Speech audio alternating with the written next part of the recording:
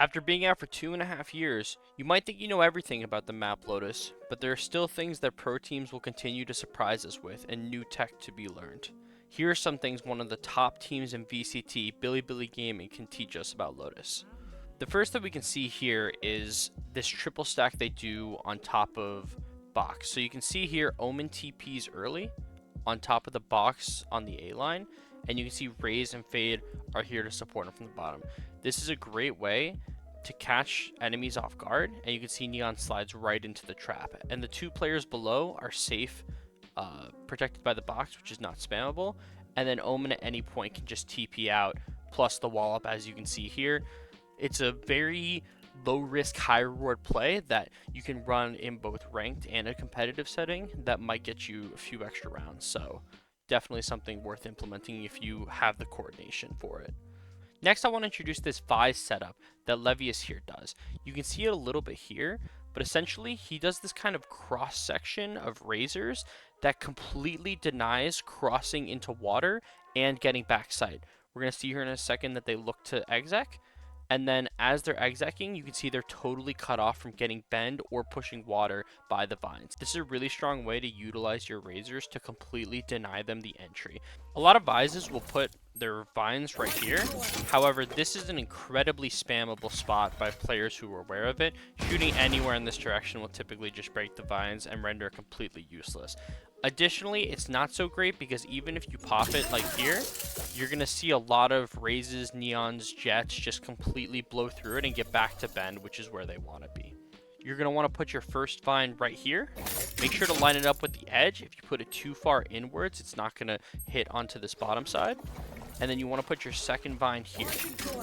As you can see, activating both completely denies anyone from getting through to water or through to bend. One added benefit of these vines that we are about to see in this clip is the utilization of the vines plus Viper Molly. So we're going to see here on the minimap that Dragon Range Gaming is about to exec onto C, and Viper is going to fast rotate through C-Link, getting prepared to combo her Molly with the vines. So they look to exec, Vyse pops the vines, Razor Molly, and boom. Insta-kill and kills the Neon at the same time. This punishes players who you notice might be pushing through the vines anyways, just tanking the damage in order to gain that extra control, and I guarantee you will get you some kills if you can have the coordination in your ranked game or competitive play. The final part of the Vyse setup we're going to see is the Vyse flash. You can see it in a second here when Neon runs up. So pause, you can see right here. It is completely hidden and visible and will not be shown to the enemy until activated, and it is perfect for a retake. What this flash is going to allow us to do is essentially when it's time to retake, we're going to pop it, and it's going to do two things. One, it's going to blind anyone who's looking towards CT right here, and two, it's going to give us the info if anybody is playing back bend. This is incredibly useful for info on how you want to plan your exec, what spaces you need to prioritize to retake, etc. Next up, we're going to see a setup that is really great for ecos. We're going to see in the minimap here that Omen is going to run a Bucky along with Viper, and you can see they both, right here, get into a position where they can really abuse that Bucky. So what Omen does is he holds for the door at first, he then spins it, smokes, and TPs into his current position, and then Viper just simply walks up. What both of these positions allow us to do is just complete denial of A and B, and anyone who walks into us is just going to get buckied right in the face. This type of play is best with a Bucky, Judge, or Shorty. Any kind of low econ, high damage output, close range gun is going to thrive in these kind of positions, and you can have the coordination to get your teammate to play the other position, but honestly, if you just want to implement this in your rank game as a solo play on ecos, I promise it'll get you some kills. We can further see here how Viper plays off her wall, and you can see in a second here that they're going to perfectly stop the exec as Dragon Range Gaming looks to push on them. So Viper goes for a shot, jumps out, pops wall, and bang, instants the Neon. Whoever peeks out, Raze kills him, and this is just a perfect defense. Next up, we're going to see a Fade Ult retake here. You're going to see a Fade Ult that is really effective for perfectly retaking C. So what Fade is going to do is she's going to back up, and as you can see, it's going to perfectly cover all of sight. Stretching, covering close, water, C, and then bend. So to do this Fade Ult, we're going to line ourselves up with this corner. There's no specific lineup, but you're basically just going to want something that looks like it reaches back to bend, and then we're just going to let it go.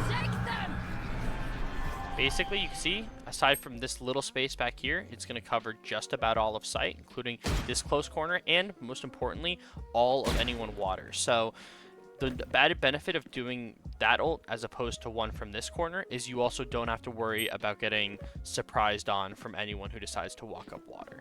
It's really effective, and I recommend implementing it into any games you play.